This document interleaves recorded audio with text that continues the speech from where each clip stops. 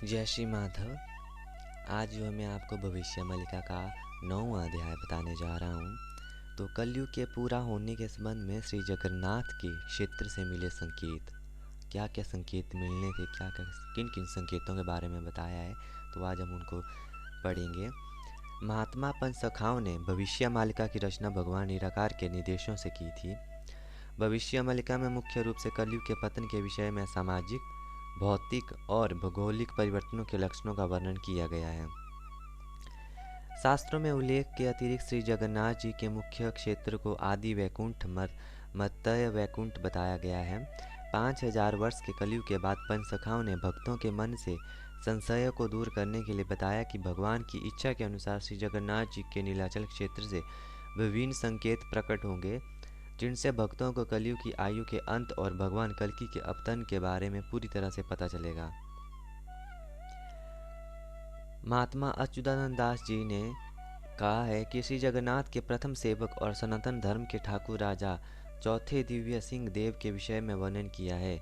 महापुरुष ने इसका भी उल्लेख किया है कि जगन्नाथ के क्षेत्र में राजा इंद्रद्युम्न की परंपरा के अनुसार अलग अलग समय में अलग अलग राजा जगन्नाथ के क्षेत्र के प्रभारी थे।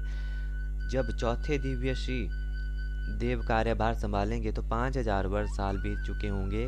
इससे महापुरुष अच्युतानंद दास जी ने दो बातें सिद्ध की कि एक और तो चौथे दिव्य सिंह देव राजा के रूप में पदभार संभालेंगे, और दूसरी बात यह है कि कलयुग के 5000 वर्ष से पहले ही बीत चुके हैं।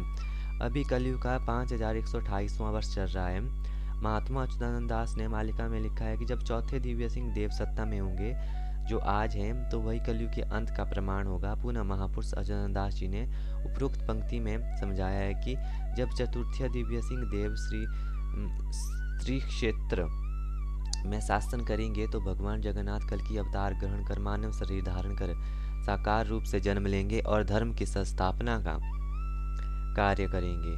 महापुरुष अच्युतानंद दास जी ने स्पष्ट रूप से कहा है कि चौथे दिव्य सिंह देव के समय में कलयुग पूरा हो जाएगा। भगवान जगन्नाथ को कल्कि के रूप में एक बालक होकर जन्म लेना होगा। अच्युतानंद दास जी ने मालिका की पवित्रता और सच्चाई की घोषणा पर भक्तों के मन में भक्ति और विश्वास को सजीव करते हुए कहते हैं कि सूरज पश्चिम दिशा से उदय हो सकता है और पर्वत की चोटी पर कमल खिल सकता है, लेकिन मेरे द्वारा लिखी गई वाणी कभी गलत सिद्ध नहीं होगी। महापुरुष अच्युतानंद दास ने उपरोक्त पंक्ति में लिखा कि जब श्री क्षेत्र में चौथे दिव्य सिंह देव राजा होंगे तो कलयुग के अंत के पहले से ही सतयुग की शुरुआत होगी, लेकिन सतयुग का प्रभाव नहीं होगा। एक बार फिर एक और पंचसखा महात्मा जगन्नाथ दास जी ने, जो माँ राधा रानी की हंसी से अवतरित हुए थे, ने भी वज्रकंठ में घोषणा की है कि जगन्नाथ दास जी ने लिखा है कि जब इस जगन्नाथ क्षेत्र के पहले राजा श्री पुरुषोत्तम देव होंगे, श्री पुरुषोत्तम देव सहित 19 राजा मंदिर के शासन के लिए उत्तरदायी होंगे।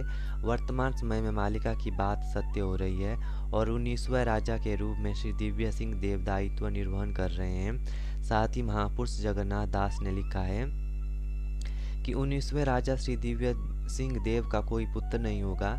मालिका की वाणी को मानकर आज प्रभु के भक्त जो है वो प्रमाण पा रहे हैं। महापुरुषों ने जो लिखा उसके 600 वर्षों के बाद उनकी वाणी वास्तविकता बन गई है।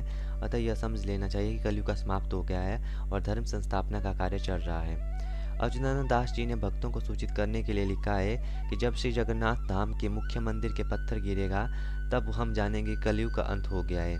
महापुरुष के यह वचन भी सिद्ध हो गए हैं। गत 16 जून 1990 को श्री मंदिर के आमला बेड़ा से एक पत्थर गिरा और इसकी जांच के लिए केंद्रीय बजट विभाग द्वारा एक समिति गठित की गई, लेकिन अब तक वैज्ञानिक यह नहीं जान पाए कि इतना बड़ा पत्थर 1 टन से अधिक वजन का कहां से गिरा और कैसे गिरा। यह वैज्ञानिकों के लिए एक आश्चर्यजनक घटना रही। सभी महात्माओं और ऋषियों के शब्द सत्य सिद्ध हुए हैं और भक्तों को चेतावनी देने के लिए आमला बेड़ा से पत्थर गिर कलयुग के अंत का प्रमाण पहले ही दिया जा चुका है। महापुरुष अच्युतानंद दास जी ने पहले भविष्य मालिका ग्रंथ गरुड़ संवाद में उल्लेख किया कि एक दिन भगवान के प्रमुख भक्त विनीतानंद नंदन गरुड़ ने महाप्रभु से पूछा कि भगवान, आपने चारों युग में अवतार लिया है और कलयुग के अंत में आप कल्कि अवतार लेंगे, तो 4 युगों के भक्तों और भगवान का मिलन होगा। जब आप नीलांचल छोड़ेंगे, दारू ब्रह्म से साकार ब्रह्म बनेंगे, तो भक्तों को वैकुंठ से क्या लक्षण दिखाई देंगे, जिससे भक्तों को विश्वास हो जाएगा कि आपके कल की अवतार का समय आ गया है, ताकि भक्त मालिका का अनुसरण करें और आपका आशीर्वाद प्राप्त करें। जब भगवान नीलाचल छोड़ देंगे तो भक्तों को एक संकेत मिलेगा, उसे देखकर ही विश्वास होगा। भगवान गरुड़ से कह रहे हैं, जब मैं नीलाचल छोड़ूंगा तब मेरे ज्येष्ठ भाई बलराम नीलाचल क्षेत्र का दायित्व ग्रहण करेंगे और नीलाचल क्षेत्र के क्षेत्राधीश्वर बनेंगे। शक्ति स्वरूपिणी माँ विमला और लोकनाथ महाप्रभु उस समय उस क्षेत्र में होंगे, लेकिन मैं मानव रूप में जन्म लूंगा। फिर गरुड़ ने पूछा कि पहला संकेत क्या होगा, ताकि भक्तगण मालिका को पढ़कर समझ लें कि आपने नीलाचल छोड़ दिया है। जब श्री जगन्नाथ जी के मुख्य मंदिर से चूने का जो लेप है उससे कुछ कुछ निकल आएगा, अर्थात चूना झड़ने लगेगा, तब श्री जगन्नाथ मंदिर के शिखर पर लगा नील चक्र थोड़ा टेढ़ा हो जाएगा और उस समय भारत की आर्थिक स्थिति अच्छी नहीं होगी। जब जगन्नाथ मंदिर से चूने का लेप झड़ गया था, उस समय के प्रधानमंत्री चंद्रशेखर थे, जिन्होंने 3000 टन सोना गिरवी रखकर भारत में पैसे की कमी पूरी की और भारत ने बचाव की अर्थव्यवस्था लागू कर अपनी आर्थिक स्थिति में सुधार किया।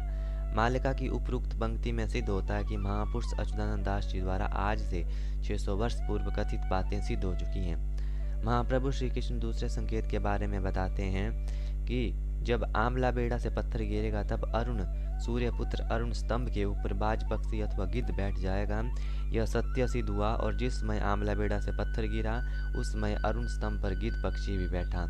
हमारी शास्त्रीय परंपरा के अनुसार यदि किसी घर पर गिद्ध पक्षी बैठ जाए तो उस घर में रहने वाले लोगों पर एक आगामी संकट का संकेत होता है। उसी प्रकार से जगन्नाथ मंदिर के अरुण स्तंभ पर बैठे गिद्ध पक्षी का दिखना संपूर्ण विश्व के मनुष्य के लिए बड़े संकट का लक्षण है।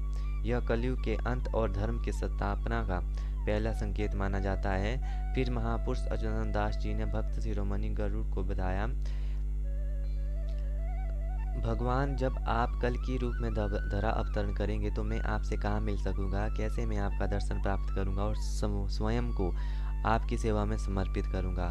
महाप्रभु ने उत्तर देते हुए कहा कि हे गरुड़, मैं आपको वहाँ मिलूंगा जहाँ ब्रह्मा का शुभ स्तंभ है, जिस पृथ्वी का सूर्य स्तंभ माना जाता है और जो पृथ्वी का केंद्र कहलाता है। महापुरुष अच्युतानंद दास जी ने हरि अर्जुन 34 में कलयुग के समाप्त होने, भगवान कल्कि के जन्म के विषय में और श्री मंदिर में मिले अन्य संकेतों के बारे में उल्लेख किया है।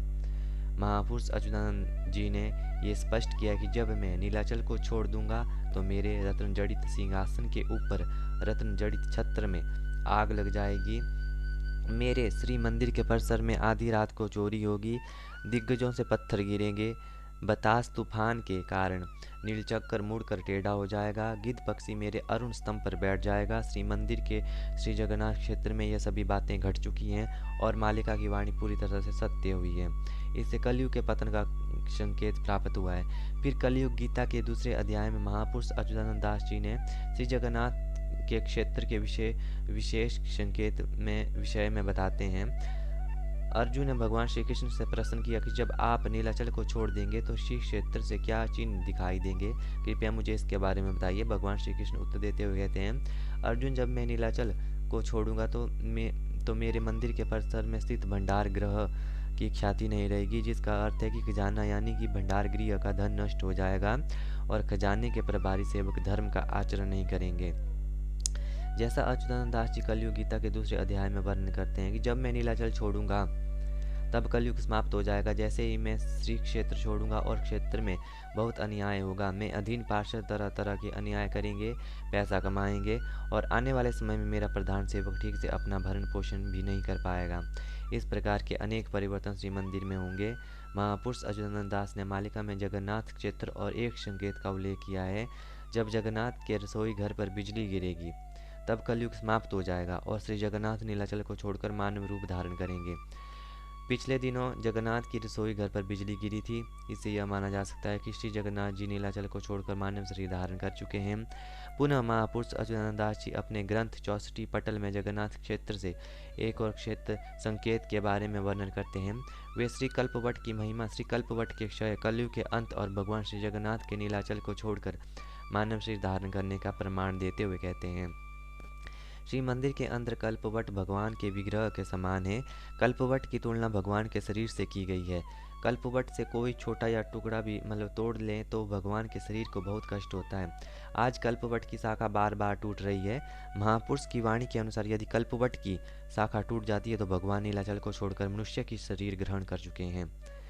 महापुरुष अच्युतानंद ने इसी विषय पर लिखा है कि जब कल्पवट शाखा टूटेगी तो मेरे क्षेत्र में बहुत अन्याय, अनीति, अनुशासनहीनता और अराजकता फैल जाएगी। इसी समय भगवान श्री कृष्ण जगन्नाथ मनुष्यों के अत्याचार को देखकर मंदिर त्याग कर मानव शरीर ग्रहण करेंगे। भगवान कल्कि की उम्र के 11वें से 19वें साल के बीच सरकार द्वारा श्री मंदिर का दायित्व संभालने के लिए नए सेवक रखे जाएंगे। मालिका की बात आज सच हो गई है।